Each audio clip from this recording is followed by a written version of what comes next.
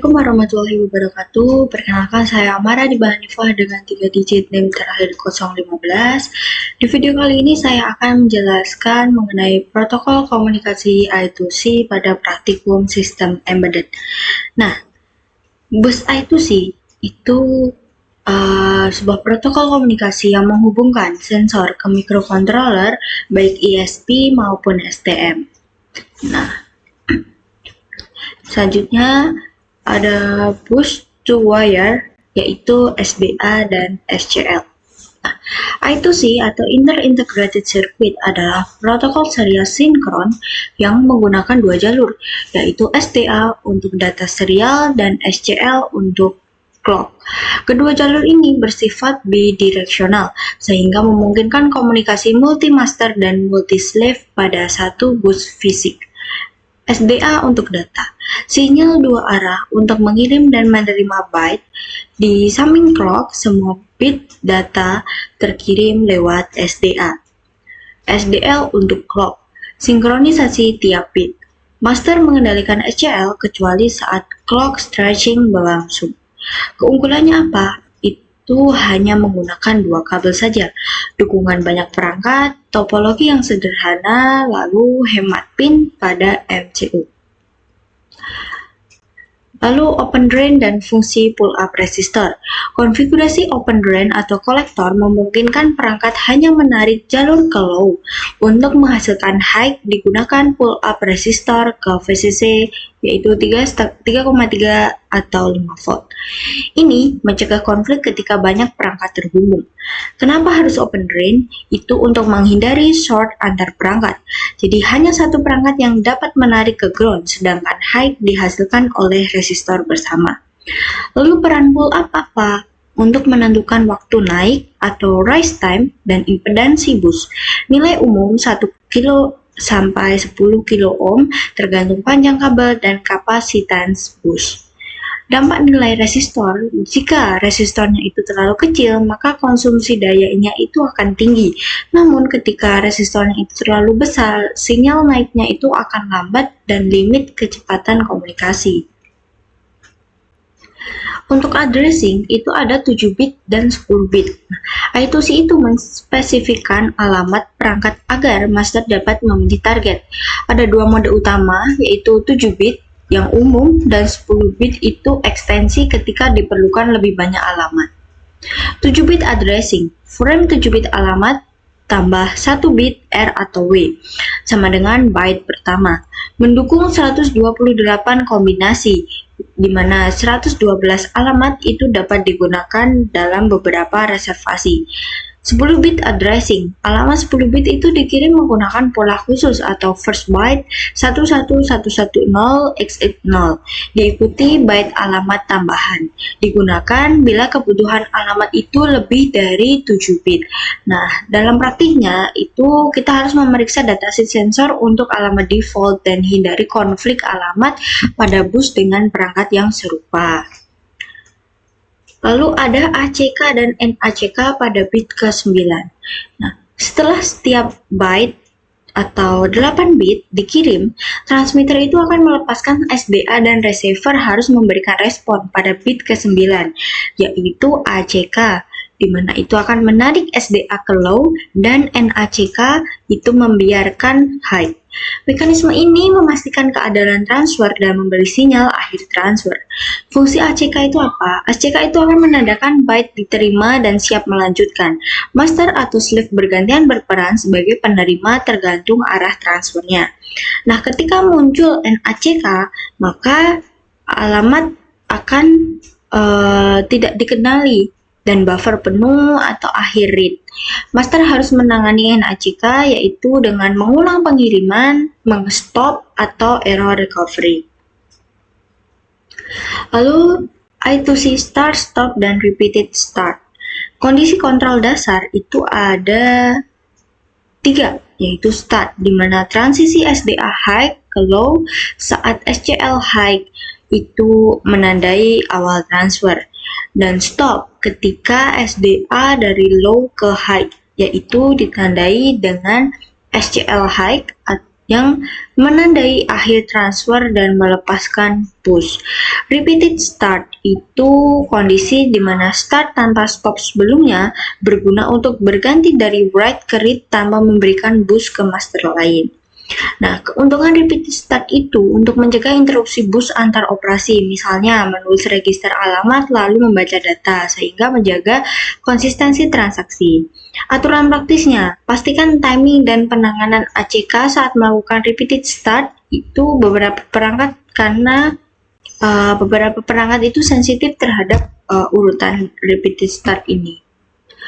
Lalu di speed mode dan clock stretching. Mode kecepatan I2C itu ada 4, yaitu standar di mana 100 kHz, fast itu 400 kHz, fast plus itu 1 MHz, dan high speed itu 3,4 MHz. Pilihan mode ini tergantung dari perangkat dan kualitas bus, yaitu kapasitas atau pull up. Clock stretching. Slave dapat menahan SCL low untuk memperlambat transfer saat belum siap, dan master itu harus menunggu hingga slave-nya itu melepaskan SCL. Nah, pada kecepatan tinggi, penempatan pull up yang benar dan jalur singkat sangat penting. Beberapa sensor itu tidak mendukung mode 1 MHz atau 3,4 MHz. Jadi harus disesuaikan dengan sensornya. Nah, I2C pada ESP32 atau ESP IDF dan STM32 yaitu HAL. STM32 HAL menyediakan driver I2C yang terintegrasi dengan DMA untuk transfer besar tanpa beban CPU, interrupt untuk event handling, serta RTC internal untuk time stamping. Nah, kita harus memperhatikan konfigurasi timing di CubeMX sesuai clock system. Nah, gunakan dokumentasi pin MUX ESP32 untuk memilih pin I2C yang stabil. Ketika di STM32 itu kita harus menghitung timing register I2C berupa CCR dan trace berdasarkan PCLK dan desired speed. Nah, ini ada error recovery dan bus ownership atau multi-master. Bus dapat terkunci jika slave itu menarik SDA terus-menerus, misal saat reset di tengah transfer. Strategi recovery terpadu penting terutama pada sistem multi-master. Prosedur recovery-nya bagaimana? Yang pertama, master manual. Dikeluarkan hingga 90 SCL untuk clocking out data yang tertahan. 2. Setelah SDA terlepas, kirim stop, yaitu SDA naik saat SCL high. Yang ketiga, reinisialisasi peripheral I2C pada perangkat yang relevan. Nah, multi-master dan arbitrase itu jika kedua master mengakses bus bersamaan, arbitrase hardware menentukan pemenang. Master yang menulis high tetapi membaca low mengetahui kalah dan harus berhenti. Nah, ownership akan kembali tersedia setelah stop. Lalu ESP32 dan STM32 ownership. Koordinasi diperlukan, tetap prioritaskan tugas, gunakan ACK polling atau mekanisme software handshake saat bergantian menjadi master untuk mencegah bentrok. Nah, kesimpulan dan rekomendasi implementasi. I2C adalah protokol kuat dan hemat pin untuk sensor di sistem embedded. Keandalan tergantung pada desain fisik bus, yaitu pull up routing, penanganan ACK dan NACK, dan strategi recovery. Implementasi pada ESP32 dan STM32 akan menawarkan fleksibilitas. Gunakan GPIO matrix dan SNTP pada ESP32, DMA, dan timing presisi pada STM32. Pemilihan pull up. Pilih resistor sesuai panjang bus dan kapasitens. Uji rise time pada frekuensi target. Debugging. Gunakan logic analyzer untuk memeriksa start stop, ACK bit, dan clock stretching. Catat timestamp jika perlu. Nah, untuk checklist implementasi itu kita harus konfirmasi alamat sensornya itu apakah dengan 7 atau 10 bit, sesuaikan mode kecepatan dan pull up-nya sesuai dengan kemampuan dari sensornya, lalu terapkan recovery routine 9 SCL push plus stop, lalu verifikasi multi-master arbitration jika digunakan. Ini ya, di bawah ini selalu merujuk datasheet sensor dan referensi ESP-IDF atau STM32HAL saat mengkonfigurasi I2C untuk memastikan kompatibilitas dan timing yang benar. Oke, langsung saja kita ke percobaannya. Ini untuk program percobaan pertama di modul I2C. Di sini saya menggunakan sensor ultrasonic HCSR04 dan OLED I2C serta ESP32. Nah, di sini ada keterangan untuk wiring HCSR dan juga OLED-nya. Kita masukkan terlebih dahulu untuk library Arduino Wire H, Adafruit, GFX ini untuk OLED-nya. Lalu kita konfigurasikan untuk I2C OLED-nya. Di sini define screen-nya berapa, lalu address-nya berapa. Kita konfigurasi untuk pin HCSR, yaitu kita menggunakan pin 5 dan 18. Lalu definisikan untuk variabel globalnya, jarak CM-nya berapa, minimal dan maksimalnya. Lalu kita definisikan untuk last update dan update interval. Ini fungsi untuk membaca jarak, float, menggunakan float dan integer. Nah, ini membaca jarak dari pin HCSR-nya. Setelah itu nanti akan ditulis atau ditampilkan di serial monitor dan juga OLED-nya berupa durasi berapa mikrosecond. Lalu untuk jaraknya ini menggunakan rumus seperti ini. Durasi dibagi 367,1, ini untuk standar HCSR 04 dengan delay 30 milisecond. Lalu setelah itu untuk menampilkan di OLED-nya, ini kita menampilkan jarak dengan float, yaitu desimal gitu. Nah, ini judulnya yaitu sensor jarak dengan text size-nya berapa, color-nya, dan juga besarnya seperti itu. Ini sensor jarak judulnya, lalu menampilkan nilai jarak out of range atau terlalu jauh atau terlalu dekat seperti itu. Nah, setelah itu menampilkan angkanya. Oh, di sini kalau jaraknya itu lebih dari kurang dari 0, itu dia akan menampilkan out of range. Kalau lebih dari 400, dia akan menampilkan terlalu jauh, dan kalau kurang dari 2 cm, dia akan menampilkan terlalu dekat. Terus menampilkan angka untuk besar jaraknya untuk ini, lalu dia akan menambahkan garis untuk minimum dan maksimumnya, minimum berapa, maksimum berapa, lalu setup.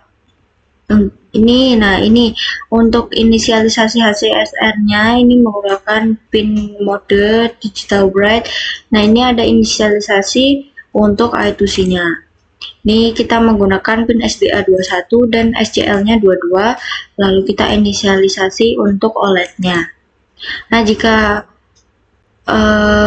OLED-nya itu tidak terdeteksi, maka dia akan menampilkan ini, OLED tidak ditemukan, cek wiring dan alamatnya.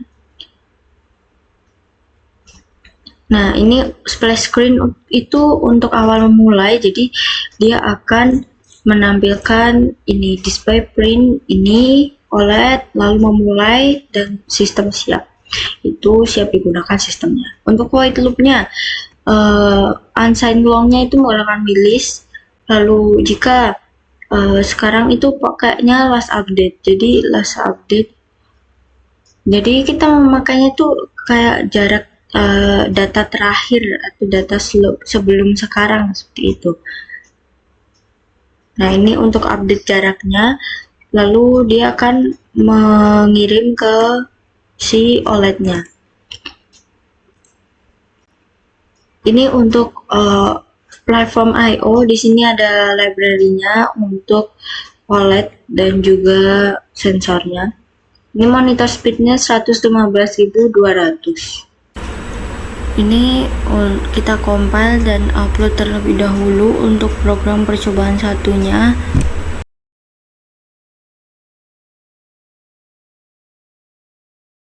Setelah sukses, kita bisa lihat hasil percobaannya dengan mendekatkan benda ke HCSR-nya. Nanti akan tertampil di OLED-nya. Nah, ini hasil untuk pembacaan jarak di OLED-nya. Nah, ini untuk program di percobaan kedua, di mana percobaan kedua ini adalah menggunakan dua penampil, yaitu LCD dan juga OLED dengan satu sensor yaitu HCSR04. Ini untuk include library-nya, lalu konfigurasi pin HCSR yang kita gunakan, lalu konfigurasi I2C bus. Yang pertama bus 0 itu kita gunakan OLED di 21 dan 22, lalu bus 1 di LCD di pin 26 dan 27. Kita konfigurasikan OLED-nya terlebih dahulu. Nah, ini alamat dari OLED-nya. Jika 0x3C tidak bisa, itu bisa diganti ke 0x3D. Untuk konfigurasi LCD juga, ini address-nya itu kita pakai 0x27. Jika 0x27 ini nggak bisa, maka diganti dengan 0x3F.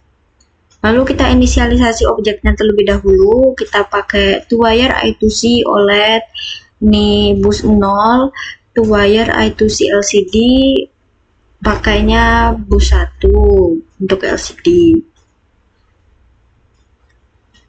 Lalu definisikan variabel globalnya, yaitu jarak, dan unsigned long plus update-nya sama dengan 0, update internya 300.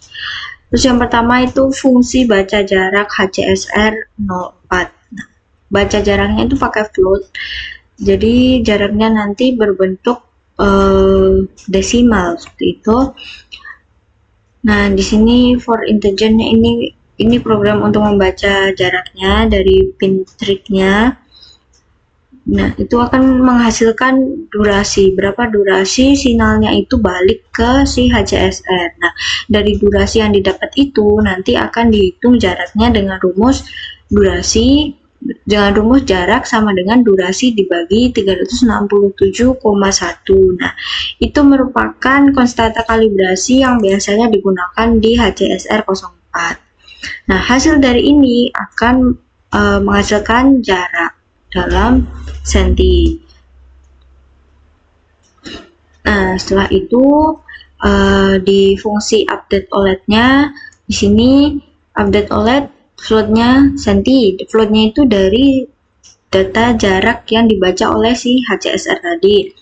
Ini judulnya sensor jarak, ini untuk ketentuan warna, besar, dan lain. Lalu nilai jaraknya itu jarak sama dengan, nah ini tadi seperti yang di percobaan sebelumnya, kalau kurang dari 0 dia akan out of range, kalau lebih besar dari 400 dia akan print terlalu jauh, dan lebih kecil dari 2 dia akan print terlalu dekat dalam satuan senti. Setelah itu ini fungsi update LCD tanpa clear atau flicker. Nah, dia akan LCD ini dia akan mengupdate sama seperti kayak OLED gitu. Jadi nilai jaraknya berapa, terus dihitung kalau lebih kecil dari 0 dia out of range, atau dia terlalu jauh, atau dia terlalu dekat, itu akan ditampilkan di LCD-nya juga.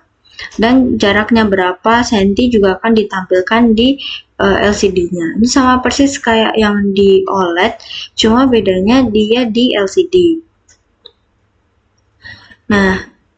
Nah, bedanya di ini nih, status itu dia di LCD itu dia terdapat print status.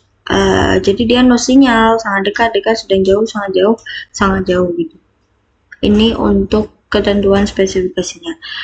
Untuk void setup itu kita inisialisasi si HCSR-nya terlebih dahulu, lalu I2C bus untuk OLED, I2C bus untuk LCD, lalu inisialisasi OLED-nya, inisialisasi LCD-nya, lalu kita splash OLED untuk nyoba si OLED-nya itu benar udah terhubung belum, splash LCD untuk periksa si LCD-nya juga, lalu reset LCD ke tampilan utama. Jadi kalau udah dites pakai ini splash dan berhasil, itu dia akan kembali ke tampilan utama menampilkan ini.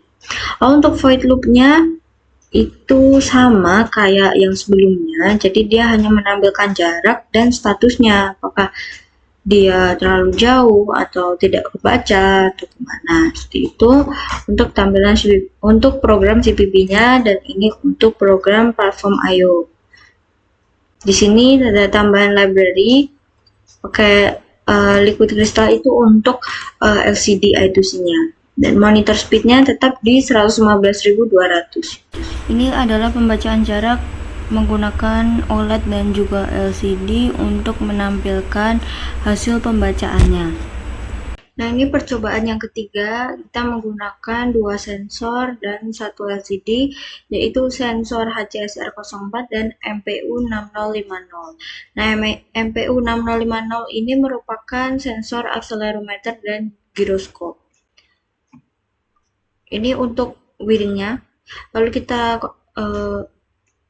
masukkan terlebih dahulu library-nya, definisi konfigurasi LCD, ini MPU-nya, HCSR, lalu kita masukkan variabel global. Nah, sebagian besar itu hampir sama dengan percobaannya sebelumnya, cuma bedanya di sini kita menggunakan sensor MPU 6050. Jadi harus didefinisikan terlebih dahulu untuk data MPU 6050-nya. Nih, fungsi bacanya ini sama dengan yang sebelumnya. Untuk printnya juga sama, update LCD juga sama. Nah, yang berbeda di sini, di accelerometer AX dan AY, di sini untuk menghitung AX, AY, dan AZ-nya. Ini giroskopnya. Void setup-nya juga sama. Ini yang berbeda di init MPU 6050-nya. Nah, ini bisa jika error MPU tidak ditemukan. Nah, ini untuk sensor jarak di LCD-nya. Void loop-nya update MPU lebih sering di 100 milisecond. Dan update LCD-nya dan HCSR-nya itu setiap 300 milisecond. Ini untuk serial monitornya, jadi nanti di LCD akan tertampil jarak, out of range, berapa senti, X, AY, AZ, dan GX, GY, GZ, seperti itu.